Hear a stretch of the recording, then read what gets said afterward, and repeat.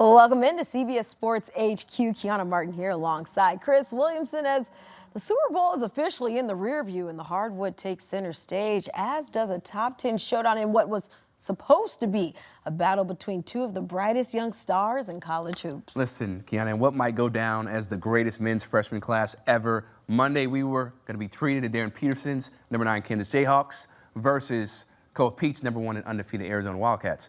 But shortly before tip-off, one of them a late scratch. Darren Peterson ruled out with the flu minutes before tip-off. So Kansas shorthanded once again, trying to take down an AP #1 team in Lawrence for the first time since 1953. Tommy Lloyd and his ball club trying to stay undefeated. Picked up early second half. Montias Krivas with the block. Then another. Wildcats going the other way. Braidbury's the freshman. Drives into the lane. Puts it up, plus the foul. Wildcats up 11 after the made freebie. That capped a 10-2 run to start the half. But mid-second, Kansas now down just 4. Krivas with the block. Jayhawks get it back. Melvin Council Jr. Oh, the pick and roll and the lob to Floyd Badunga, and that is a facial that you do not want to get if you're Krivas. Kansas down 1 after the freebie, and they weren't done. A minute later, Jamar McDowd. Wild shot, no. Badunga gets the board. That was a travel. Can't do that, but they don't call it. Tommy Lloyd, he was incensed about it, but nothing you can do. They don't call it. It happens. A minute later, Badunga in the paint, gets 2 defenders to bite, gets it to go. Jayhawks up 1, all part of a 13-2 run to give them their first of the game. Allen Fieldhouse going nuts. Late second, Marco Jackson the drive. Oh, what a dump off to Bryson. Don't Tiller for the slam. Jayhawks up 6. He finished with 18 points. Then a minute left. Jayhawks up 4. Council. Crossover. The drive in the lane. The floater. He finished with 23. Jayhawks back up 6. They're ready for an upset. 35 seconds to go, though. Inbound pass. The Burries down 4. Make it 1. He finished with a game-high 25. So they're still in it. 23 seconds left. Arizona back down 3 after a pair of free throws. Burries the drive. Badunga with a big-time rejection. He finished with 23 points, 10 rebounds, but the block seals it for Kansas. They win 82-78, ending Arizona's undefeated season, their first home win versus the AP #1 team since 1953.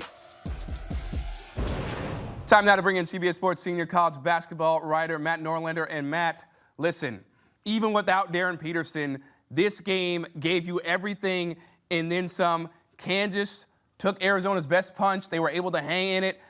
And you talked about it. Floyd Badunga, right? One of the best defenders. He might have had the game of his life. What did you see from him and Melvin Council Jr., especially down the stretch where they said, listen, we have no plans to lose against the AP #1 team, and we're going to make sure of it? Yeah, what an incredible night.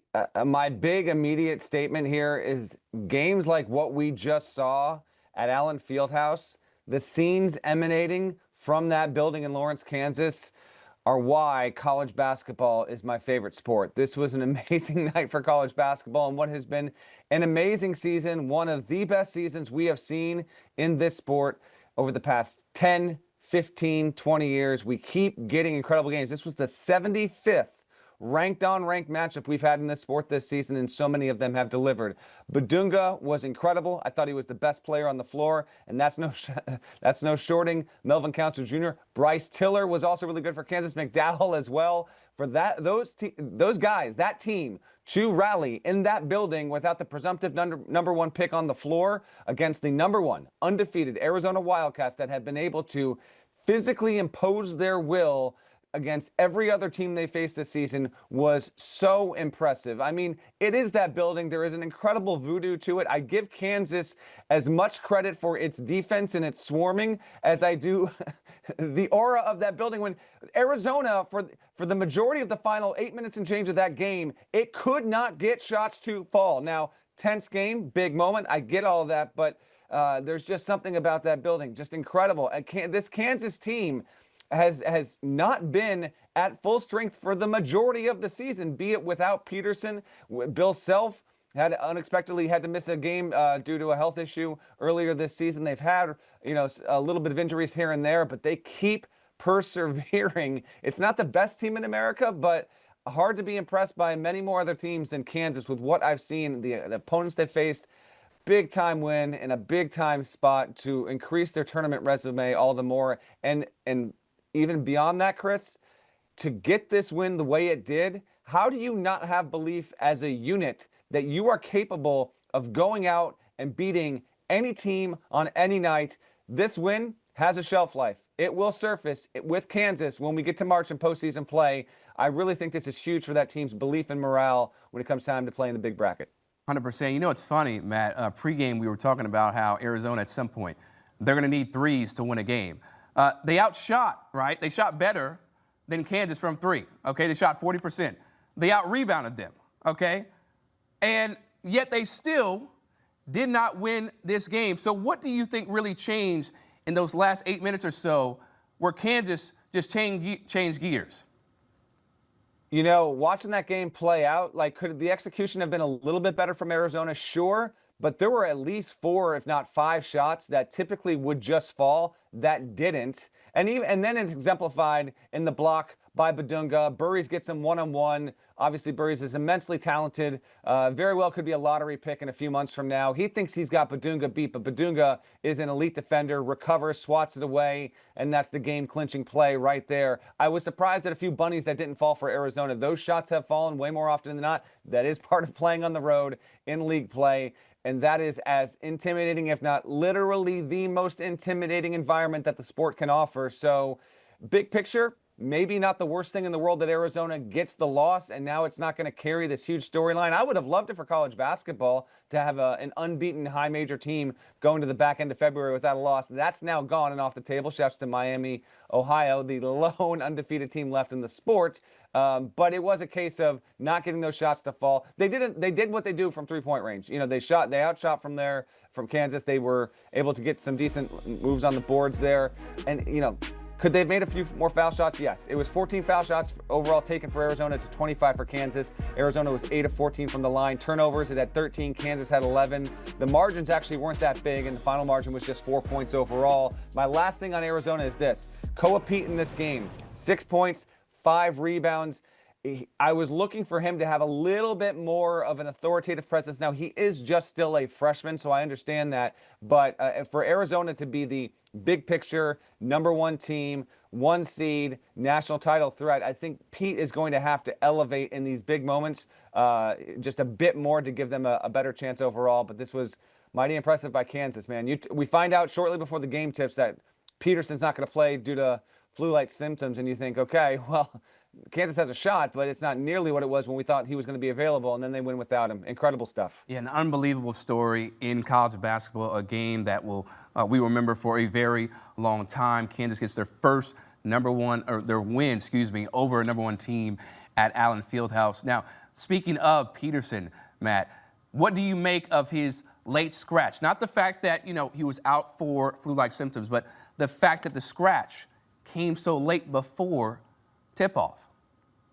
Yeah, that is curious. There are, you know, availability reports now in the Big 12 that typically come the day before, but, you know, if we wait and see as we do this hit live. Obviously, Bill Self has not spoken to the media. We're up right after the game, so we wait and see if there's any more context from Self on Peterson there. Not going to doubt that he was sick. I'm sure that if he was sick and he couldn't play against the #1 team at home, why would you not want to have that challenge? However, I do think that Peterson's continued unavailability this season, it just, to me, it does not make his case to be the #1 pick without debate. I have stood firm on this for weeks now.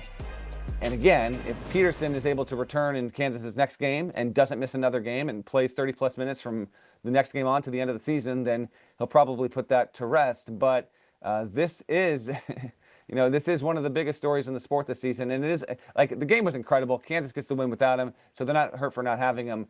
But it is a bummer that Peterson has now been unavailable for so many high-profile opportunities, either late in games or just period. You know, he didn't play at all in the second half for the most of it in the game against BYU a little more than a week ago, and now not available here. So the book is still being written on Darren Peterson's one-and-done career at Kansas, but he is the rare player with this outrageous talent who just isn't able to get on the floor for a variety of reasons. I have never seen anything like it. Yeah, hopefully we see something that we never see right in March Madness, where he just goes on a tear and he's able to play in every single game and he's able to give us all that magic that we see when he is on the floor. But on this night, Kansas gets the job done without their freshman sensation, Darren Peterson. They take down the previously undefeated Arizona Wildcats. Matt Norlander, always appreciate the inside man. Take care. Thank you. So, Kansas takes down the #1 team in the nation. And listen, all time at home versus an AP #1 team. Last time they won was against Kansas State in 1953. But here on Monday night against Arizona at Allen Fieldhouse, they take down the #1 Wildcats, 82-78.